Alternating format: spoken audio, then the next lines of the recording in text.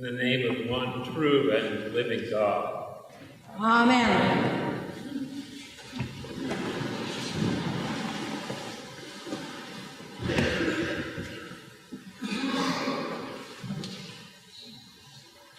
In the midst of life, we are in death. The Book of Common Prayer reminds us in its service for the burial of the dead. And so it was as I started my ministry as an ordained pastor in the United Methodist Church. On the 9th of June, 1983, I graduated from the Harvard Divinity School. For Harvard, it was the second Thursday in June, not the Feast of St. Columba. 3 short weeks later, having been ordained a deacon in the United Methodist Church, I was moving into the parsonage shared by the Madison and Rockville, New York United Methodist Churches. 2 small churches, 2 miles apart on a straight, flat stretch of Route 20. Route 20 is not the middle of nowhere, but you can get there from Route 20. The 30th of June was actually one day before my official beginning on Friday the 1st of July. My predecessor, however, had already called me and said that a Harry Edwards had died, and the funeral would be on Saturday at 9 a.m. I also had a wedding scheduled for that day at 11. And I must say that day, and at every wedding at which I have officiated since then, the wedding vows that include the line, "Until death do us part," have always been shaped by that Saturday morning. All of that, and of course, the Sunday service that was expected of me on the 3rd of July, and having taken no course at the divinity school in running mimeograph machines, I had no idea how to run a Gestetner. That's something that only people of a certain age will recognize. Early the next week, Fred Sheets died, and a week later, his widow Mildred. After a couple of weeks of respite, Tony Swan, still haunted by his time in the Pacific Theater of World War II, committed suicide. And then finally, Elmer Berger died. I say finally because Elmer had been in a coma since before I arrived, and he was supposed to have been my first funeral. It was not long before the village cemetery in Madison moved its fence to expand the cemetery by about 100 feet. It was then I was told that the plan of the cemetery was such that people were buried so that they would rise on the day of resurrection facing east, presumably the better to respond to the blast of the trumpet and to see the returning Messiah. Now, if I had told my Methodists that this very physical notion of bodily resurrection closely resembled the doctrine of later medieval Roman Catholicism and its practices, I would have been regarded with, at the very least, sarcasm, probably some amount of disdain, and outright human hostility. But how Christians have dealt with the physical body in life and in death is a very important signature of the evolving and devolving teaching about life after death. Like so many other things among Christians, there is no universal consensus about the relationships of body, soul, spirit, if you will, and what happens after death. Blessed Macrina, Cappadocian mother and teacher of 2 of the 3 Cappadocian fathers, her brother Basil and especially her brother Gregory, identified by his bishop's see of Nyssa, was of a different mind than the planners of the Madison Village Cemetery. as she conversed with Gregory on her deathbed, this in 379, and is recorded in On the Soul and Resurrection. She said that one need not fuss about this physical body in the resurrection. After all, God, who had created the cosmos out of nothing, was quite surely capable of reassembling the eternal body for the afterlife, even if your physical body had been devoured by a fish in the sea. I want to take a closer look at our gospel text today, then talk briefly a bit about historical developments. Then I will begin to answer the question, well, preacher, what do you have to say for yourself about this resurrection reality, about which we Christians speak all of the time, or about life after this earthly death, or even about heaven and hell? Now, this is a gospel lesson for one of those churches that would feel cheated if the sermon were not at least 1 hour, but I don't think this is one of those places. Today's hostile questioning by the Sadducees takes place in the Gospel of Luke after Jesus has made his triumphal entry into Jerusalem. This entry had given out mixed signals. Jesus arrives in procession with shouts of Hosanna, that is, save us right now, and with branches of palms waving. But on a donkey and not a war horse.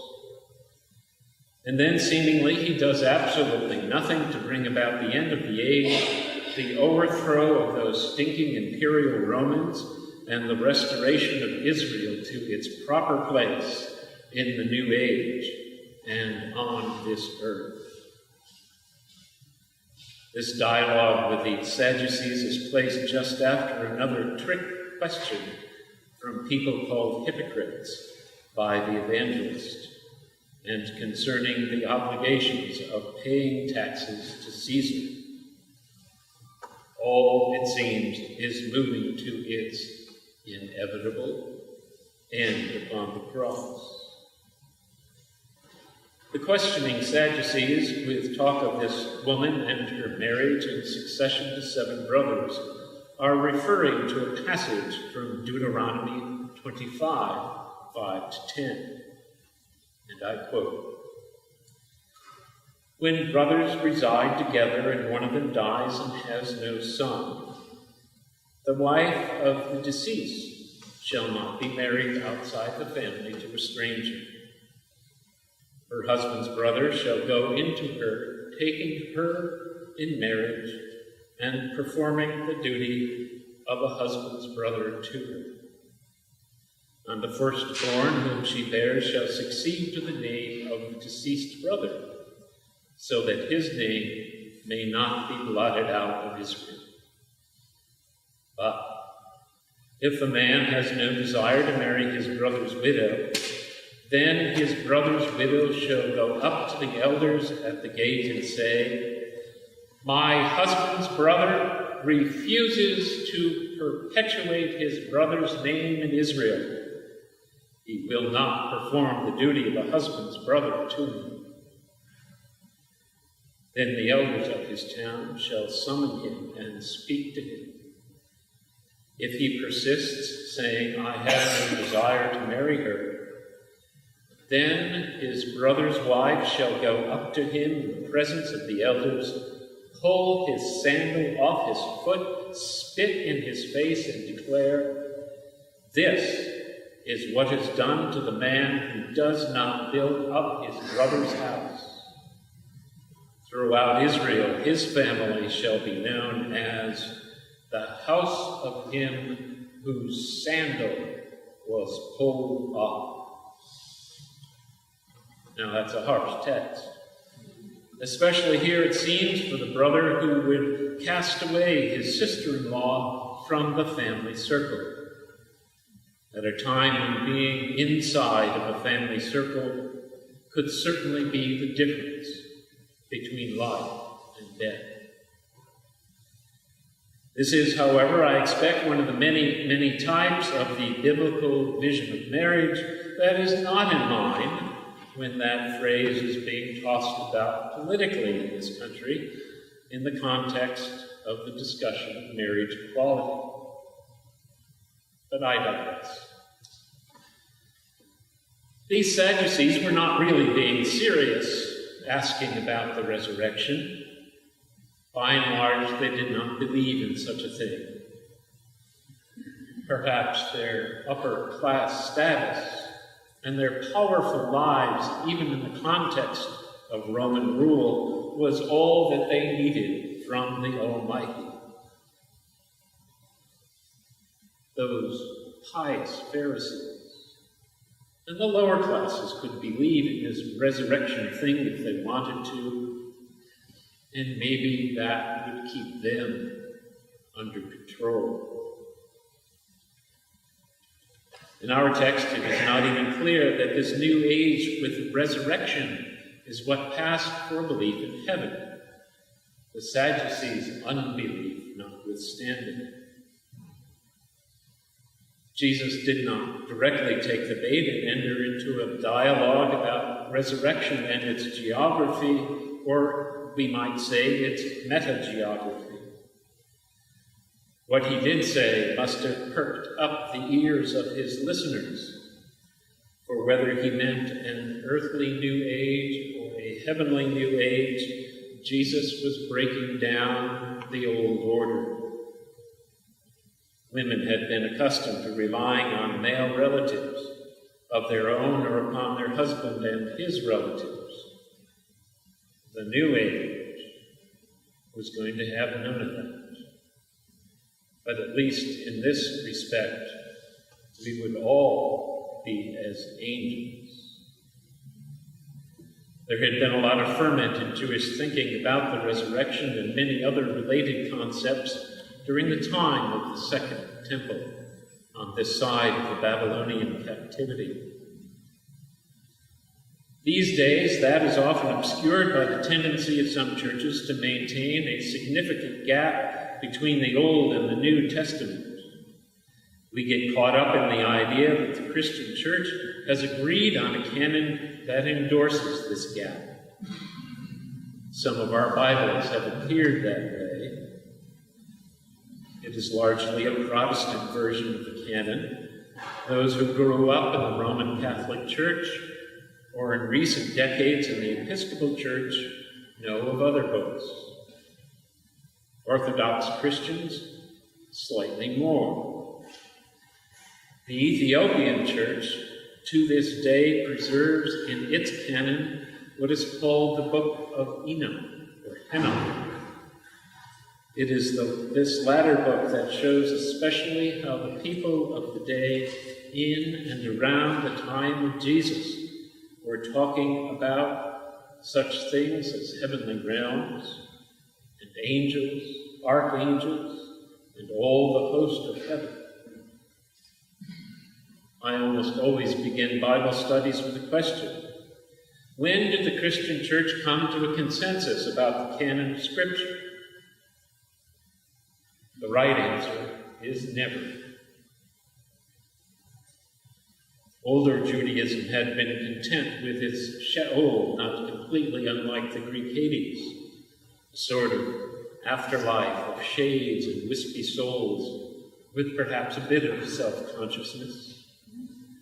But it was certainly not passed off as some sort of reward, and certainly no sort of place for a bodily resurrection.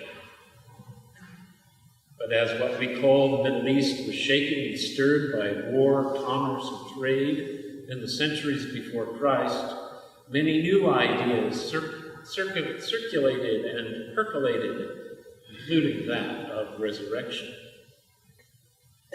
When the followers of Jesus began to spread the good news that consisted of his ignominious but salvific death on the cross, and that followed by a victorious resurrection, it was not in a complete vacuum that the ideas were preached.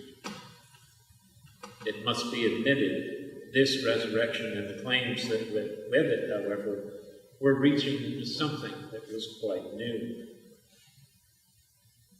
The Apostle Paul picked up on the idea of the resurrection of Jesus and of all people. It was part of his baptismal theology and one that we repeat to this day when we enter the church through the baptismal font in which we die and are born again with Jesus Christ. Paul himself wasn't quite sure what the next body would be, but it would be a spiritual body, not a physical body that we once had worn. Now, this change of bodies did not really become normative, especially later for a consideration of the resurrection of the body. We get a remnant of this in the Apostles' Creed, where in the Latin it's quite clearly resurrection of the flesh. We change that theology a little, and we say it in English and say resurrection of the body, and in the Nicene Creed it's resurrection of the dead. So already we can see a lack of consensus. Historically, questions were asked about these bodies. How old would these bodies be? Would it be the age to which we had attained in this life? Or would we all be perfect 30-year-olds? What gender would we be? Well, Jesus seemed to have answered that today. Would we have eyes? Well, probably all the better to have the beatific vision of God. Would we have teeth? Well, we weren't going to eat anything, but people who spoke on this thought that we'd look a lot better in heaven if we had our own perfect set of teeth. I'm not making any of this up. St. Augustine, who always admitted that he was speaking about something in the realm of which he knew almost nothing, spoke of the beauty of the human body and what might be preserved of it in heaven. There is, as with most Christian doctrines, an entire course to be had on historical developments, not only in the thinking, but in the practice of life after death. And since I'm a librarian, I have 2 books to recommend. If you have a lot of time, N.T. Wright's The Resurrection of the Son of God will get you the lead up in the history of ideas to the resurrection of Christ. Greek, Jewish, and Egyptian, and all sorts. And then for Christian thinking, up through the end of the Middle Ages, there's the magisterial work by Carolyn Walker Bynum, The Resurrection of the Body in Western Christianity, 200 to 1336. This is, I think, the best book I've ever read on the history of any doctrine. Not only does she take the texts, but she takes the artwork, and she talks about burial practices in the early church. But now, preacher, what do you think about it all? I like that part in 1 Corinthians 15 where Paul talks about the physical body being sown and a spiritual body taking over. That's the one I often used when I preached sermons at funerals, and often to good effect. Today, I'm going to first say something a little bit about judgment. It is the season for judgment, getting toward the end of the liturgical year and into the season of Advent. We do not have sentimental passages leading up to Christmas, but we have warnings and exhortations to prepare us for the next advent of Christ. I'm also one of those people that likes to get everybody saved. I follow Origen, Alexandria, and most of the time Gregory of Nyssa, Julian of Norwich, all manner of things will be well. And even Walter Rauschenbusch, who in the 20th century was a leader of what's called the social gospel. A lot of these people talked about the afterlife as sort of a continuing time when we would grow in relationship to God. Gregory of Nyssa, while acknowledging that God is infinitely ahead of us, also acknowledged the opportunity whereby we could spend eternity getting closer to that eternal reality, the infinite reality of the goodness of God. It's always the goodness of God overtaking everything and everybody. At the same time, I would warn against those who talk about heaven as though it were a substitute for everything that's on earth. Our worship is still an icon of the heavenly worship. Our justice, our move for justice, is still an icon of the justice of God. And if we leave these things behind in this life, then we are answerable to Karl Marx and Friedrich Engels, who said that religion is the opiate of the people. I think we should not have to answer to those two. Now, I've had for a long time an image of Pontius Pilate sitting in an anteroom to heaven, with the only furniture being that chair on which he sat and presided over Christ's last trial, if you were, on the pavement, which is Gabbatha in Hebrew.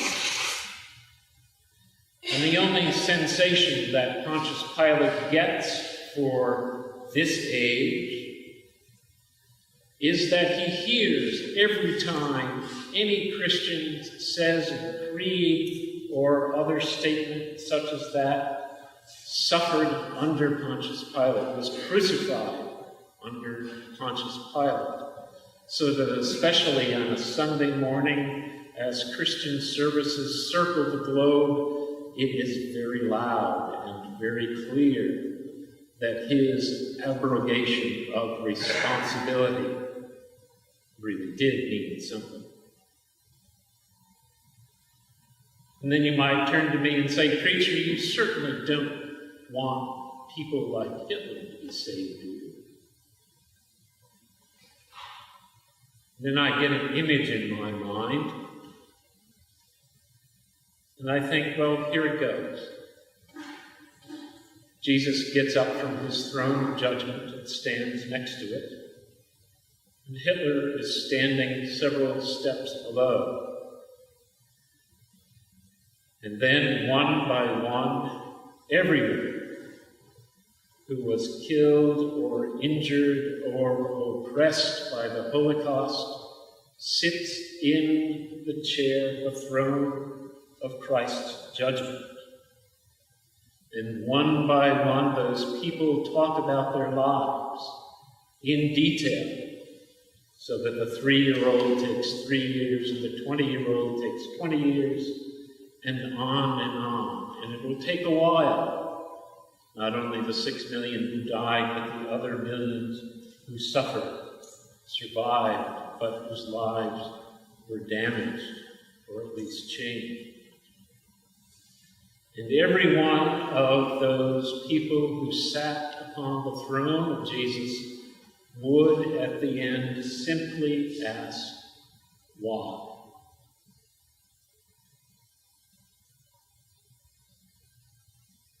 What about me? What do I do when I stand before the throne? There are sins known and unknown, done and undone, for which I've asked in private and corporate prayer forgiveness. And I don't want to diminish the forgiving power of Christ in those contexts. But I think sometimes of the sins of the fathers that are visited to the third and the fourth generation. And being a genealogist, I can think back to the 9th and the 10th generation and wonder about certain things. So when I'm standing at the bottom of those steps, I want a certain individual to appear. In the fall of 1760, my great-great-great-great-great-grandfather, that's 6 greats, was dying and made a will. And he left to his soon-to-be widow a Negro man. No name, just the Negro man. And I want to know how much of his labor was stolen, what it was worth. I want to know his name. I've looked through slave censuses, and there is no record. I do suspect that the widow's Quaker son-in-law might have gotten her ear and said, "You may not do that any longer." I suspect Solomon Haidt had something to say about it. Now, my share of the stolen labor, or even the stolen labor of children and grandchildren, wouldn't amount too much arithmetically, but I'd like to ask for forgiveness for that stolen labor.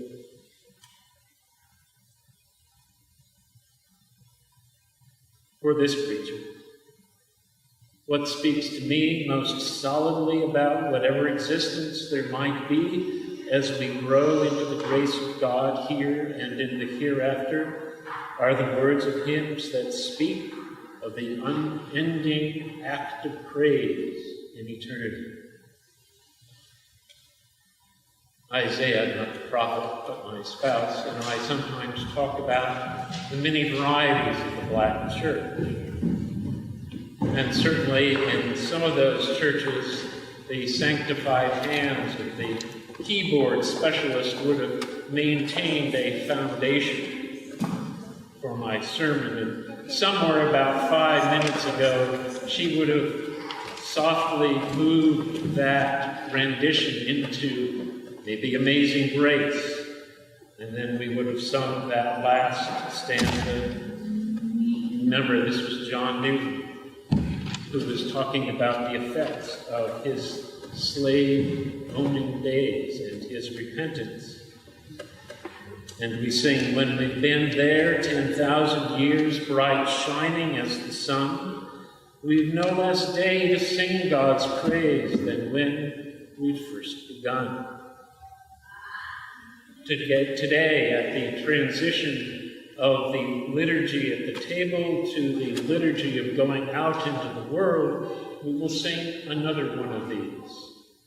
It's a poem from George Herbert, a notable Anglican divine of the first part of the 17th century. In the first stanza, he speaks of his working breast, and all I can think of is that he was dying of tuberculosis and would be dead by the age of 40. But not before writing a poem called King of Glory, King of Praise. And the last stanza goes like this. 7 whole days, not 1 in 7, I will praise thee.